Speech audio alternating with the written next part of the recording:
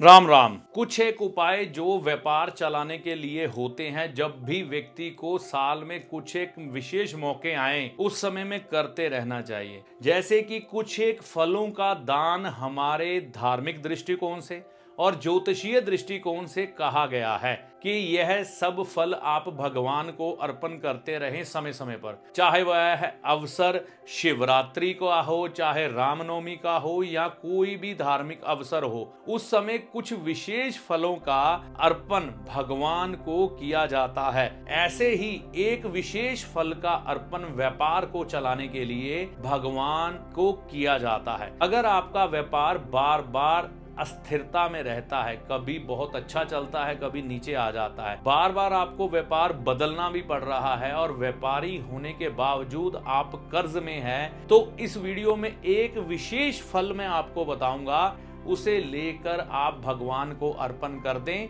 आपके व्यापार को चलाने के लिए अच्छी संभावनाएं बननी शुरू हो जाएंगी।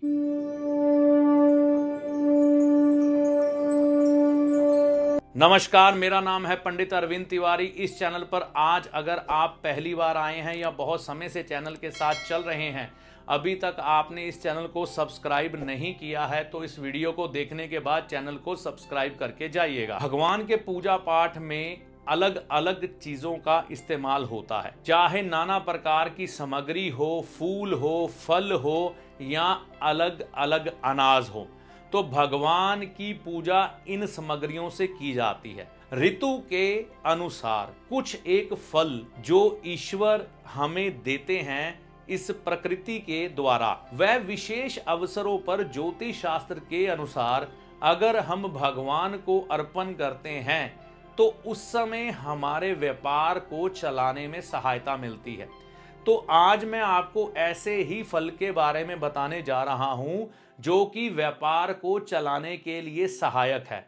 इस फल को आप भगवान को भी अर्पण कर सकते हैं और हमारे इर्द गिर्द जो लोग बसते हैं उनको भी भंडारे के रूप में बांट सकते हैं। उस फल का नाम है बेर।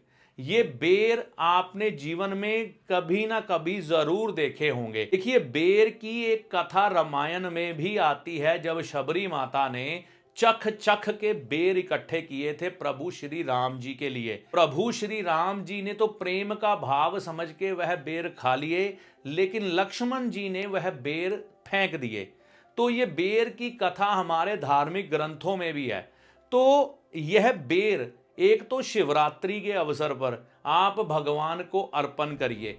भगवान का पूजन करने के बाद मंदिरों में बेर भी चढ़ाए जाते हैं, भगवान शिव को अर्पण किए जाते हैं और कई लोग बेर का भंडारा भी करते हैं, बेर बांटते भी है। इसी तरह से जो सनातनी हैं, भगवान राम के जन्म दिवस के अवसर पर यानी कि रामनवमी के दिन तो लोगों को बेर बांटते भी है। हमारे पंजाब में तो ये कल्चर है, आपके बारे में मुझे मालूम नहीं। तो इससे क्या होता है कि वह बुद्ध रूपी बेर जब भगवान शिव को अर्पण किए जाते हैं या भगवान राम की प्रजा यानी कि सनातनियों को बांटे जाते हैं, उस समय बुध ग्रह का खराब फल नष्ट होता है। जब ये खराब फल नष्ट होता है, जब हम साल दर साल यह उपाय करते रहते हैं, तो धीरे धीरे करके बुध ग्रह अगर किसी की पत्रिका में खराब फल दे रहा हो उसके व्यापार के तौर पर, तो वह ट्यून होना शुरू हो जाता है, मतलब बैलेंस होना शुरू हो जाता है और व्यक्ति के व्यापार में चल रहे उतार चढ़ाव धीरे धीरे करके सामान्य हो जाते हैं।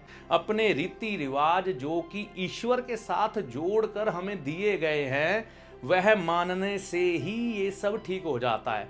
पंजाब में, हिमाचल में या कुछ और क्षेत्रों में माता शीतला जी के मेले के बारे में आपने सुना होगा। उस समय में क्या किया जाता है, माता जी के मंदिर में, शीतला माता जी के मंदिर में भी बेर चढ़ाए जाते हैं। तो बेर चढ़ाने की एक प्रक्रिया तो हर जगह की जा रही है धर्म के साथ जोड़कर, लेकिन हमें उन चीजों का ज्ञान नहीं था। आज के युग में साइंस ने तरक्की कर ली है, हर चीज के पीछे की जानकारी आप गूगल पर एक क्लिक करो आपको मिल जाएगी।